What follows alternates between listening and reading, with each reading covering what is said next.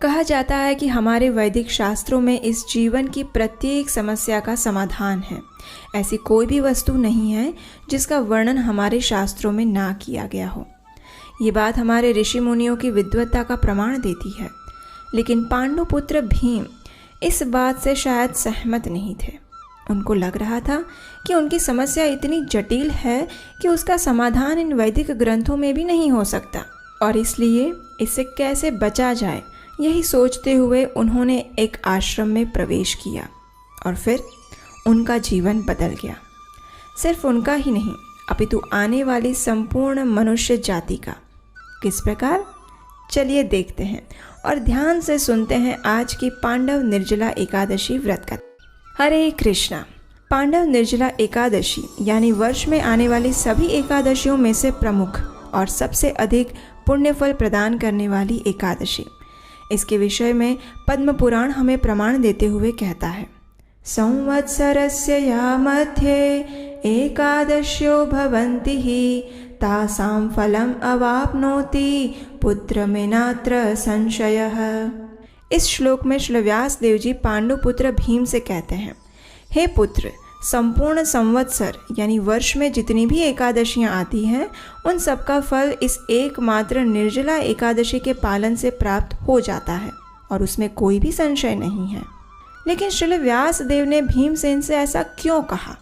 तो चलिए इस कथा के उद्भव मूल को ढूंढते हुए हम चलते हैं द्वापर युग के उस समय में जहाँ भगवान श्री कृष्ण की छत्र छाया में सभी पांडव इस पृथ्वी पर विहार कर रहे थे। पांडवों में सबसे बलशाली भीम के मन में आज चिंता की लकीरों ने जन्म लिया था, जो अपनी गदा के एक प्रहार से संपूर्ण धरा को कंपायमान करने की क्षमता रखते थे।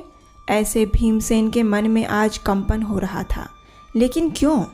उसका कारण सिर्फ एक था, और अपने हृदय की इसी बोझ से मुक्ति पाने के लिए वे जाते हैं अपने पितामह श्री वेद व्यास जी के पास।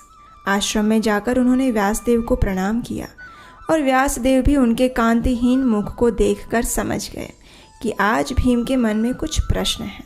उन्होंने प्रेम पूर्वक भीम के सिर पर हाथ फेरा और कहा, आओ पुत्र, क्या बात है? सहस्र हाथियों का बल धारण करने वाले मेरे इस पुत्र के मुख पर आज चिंता की लकीरें कैसे आई है? बताओ, क्या बात है? श्री व्यास देव के वात्सल्यपूर्ण वचनों को सुनकर भीमसेन बिखर गए। उन्होंने एक बच्चे की भांति लाचार स्वर में व्यासदेव से कहा, हे पितामह, मेरे परिवार में माता कुंती, बड़े भाई युधिष्ठिर, अर्जुन, नकुल, सहदेव और यहाँ तक कि द्रौपदी भी मास में आने वाली दोनों एकादशी तिथियों का नियम पूर्वक पालन करते हैं। भ्राता श्री युधिष्ठिर मुझे भी इस व्रत को रखने के लिए कहते हैं।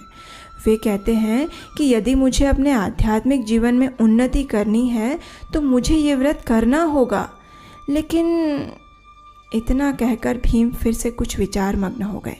इसलिए व्यासदेव जी ने कहा, लेकिन क्या भीम, वे सच ही तो कह रहे हैं। शास्त्रों का भी कथन यही है कि जो व्यक्ति मास में आने वाली शुक्ल तथा कृष्ण दोनों पक्ष की एकादशी का पालन नहीं करता है वह स्वर्ग के स्थान पर नर्क में जाता है। इसलिए प्रत्येक व्यक्ति को उसका पालन करना चाहिए। इसमें संशय कहाँ है? ये सुनकर भीम ने कहा, नहीं नहीं पितामह, नहीं, शास्त्रों के कथन में कोई संशय नहीं है। लेकिन मेरी समस्या यही है कि मैं भूखा नहीं रह सकता। एकादशी में संपूर्ण दिन तो क्या, मैं एक क्षण भी कुछ खाए पिए बिना नहीं रह सकता। आप तो जानते ही हैं, मेरे उदर में वृक नामक अग्नि सदैव प्रज्वलित रहती है, जिसके कारण मुझे दिन में कई बार कितनी अधिक मात्रा में भोजन करना पड़ता है। ऐसी अवस्था में मैं एकादशी व्रत करके भूखे रहने के विषय में तो सोच भी नहीं सकता, और वो भी मास में 2 बार। नहीं नहीं पितामह, ये मेरे लिए संभव नहीं है। हाँ, ज़्यादा से ज़्यादा मैं वर्ष में 1 दिन उपवास रख सकता हूँ, लेकिन इससे अधिक नहीं हो पाएगा मुझसे। इसलिए कृपया आप मुझे ऐसा कोई व्रत, तप या दान के विषय में बताइए जिसका सिर्फ 1 बार पालन करके मुझे वर्ष की सभी एकादशी तिथियों का फल मिल जाए। भीमसेन की बात सुनकर श्री व्यास देव अपने पुत्र की निर्दोषता पर हंसने लगे। उन्होंने कहा, हे पुत्र, तुम्हारी समस्या मैं समझ चुका हूँ, इसलिए अब ध्यान से सुनो। ज्येष्ठ मास के शुक्ल पक्ष में एक विशेष एकादशी तिथि आती है जिसका नाम है निर्जला एकादशी।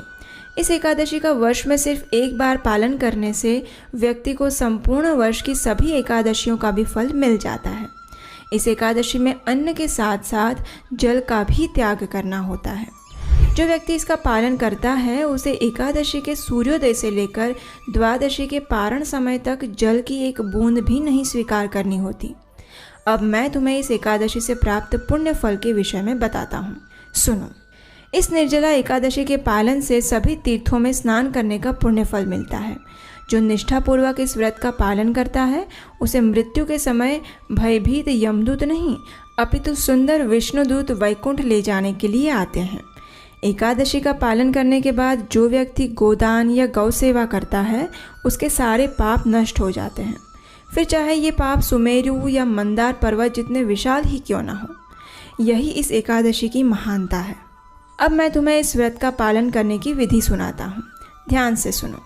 हे भीमसेन, भगवान श्री कृष्ण ने कहा है कि इस एकादशी का पालन करने वाले व्यक्ति को पवित्र जल में स्नान करना चाहिए, सुयोग्य व्यक्ति को दान देना चाहिए और जप माला पर भगवान के पवित्र नामों का जप करना चाहिए। इस दिन अन्य कोई धार्मिक विधि ना भी करें तो चलेगा, लेकिन इन मुख्य 3 नियमों का पालन अवश्य करना चाहिए। एकादशी के अगले दिन द्वादशी पर व्यक्ति को परम पुरुषोत्तम भगवान के त्रिविक्रम स्वरूप की जल, पुष्प, इत्र और दीपक से पूजा करनी चाहिए। उसके बाद भगवान से इस प्रकार प्रार्थना करनी चाहिए, हे ऋषिकेश, इंद्रियों के स्वामी, कृपया मुझे आपकी शुद्ध भक्ति का उपहार प्रदान करें। यद्यपि मैं इस जल से भरे पात्र से अधिक कुछ भी अर्पित करने के लायक नहीं हूँ, फिर भी आप मेरे ऊपर कृपालु हों। इतना कहकर उस जल के पात्र को किसी सुयोग्य ब्राह्मण को दान दे दें। और इस प्रकार श्रील व्यास देव ने भीमसेन को निर्जला एकादशी व्रत की महिमा और व्रत विधि के विषय में ज्ञान दिया। जब सभी पांडवों ने निर्जला एकादशी की महिमा के विषय में सुना तो उन सभी ने इस एकादशी का कठोरतापूर्वक और भक्ति भाव से पालन किया और तभी से इस एकादशी को भीमसेनी एकादशी या फिर पांडव निर्जला एकादशी के नाम से जाना जाता है। भगवान श्री कृष्ण ने कहा कि जो भी व्यक्ति इस निर्जला एकादशी के दिन भगवान के पवित्र नामों का जप करता है, पुण्य कार्य करता है, तीर्थ में स्नान करता है और वैदिक ग्रंथों का अध्ययन करता है, वह सब अक्षय हो जाता है और उससे अर्जित पुण्य फल का कभी नाश नहीं होता। तो ये थी पांडव निर्जला एकादशी व्रत की कथा। इस कथा का श्रवण और पठन करने से भी व्यक्ति के पूर्व जन्म के पाप क्षीण हो जाते हैं और भगवान के प्रति उनकी भक्ति में वृद्धि होती है।